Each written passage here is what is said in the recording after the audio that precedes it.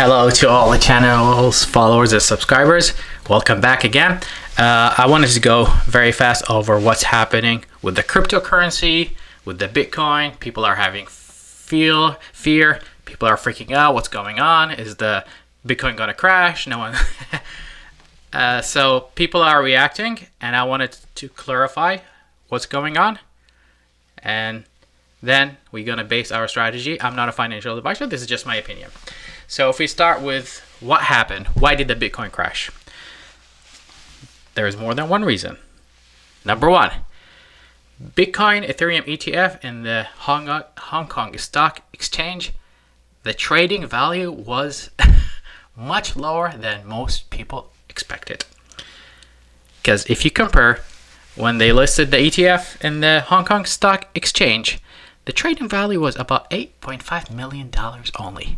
Again, sorry, so let me confirm it. $8.5 million. If you compare that to when the ETF was listed in the US stock exchange, the trading value was $4.5 billion.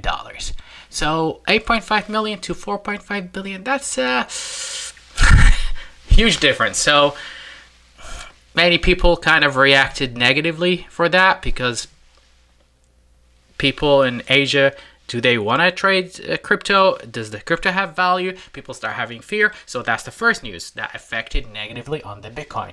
Why is it now, as I'm talking to you at this moment, under $60,000? It's in the $59,000 range. That's the first reason. Hold on. There's more than one reason behind that. The second thing is, we heard that before. China said they're going to ban Bitcoin. Whoever said they're going to ban Bitcoin and cryptocurrency. Now we hear Russia banning crypto. They said, okay, that's what the media said. I'm not responsible about that. They said they don't want people to trade cryptos, and they want people in Russia to trade their own ruble currency.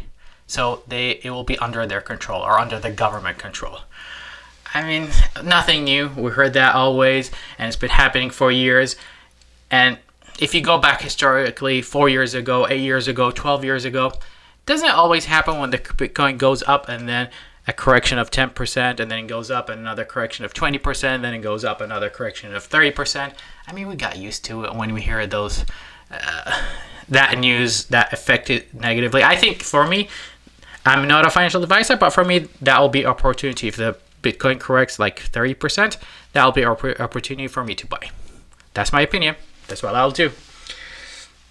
Anyway, that's one of the many reasons. If we go to more why people are having fear, as we know, the economy and inflation.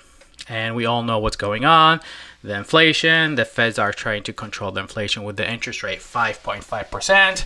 I mean, if they the next 2 days, Jeremy Powell is going to go online. The next 2 days, the governments are going to decide what they're going to do about the interest rates. If they're going to raise it, if they're going to keep it, if you're going to drop it. And that's why people are having fear, because usually this time, people will start pulling cash and just holding that cash until they see what the federal government decide. And then after that, decide to buy or sell. So, and that's what I did. I have some of my money cash now, just in case. Let's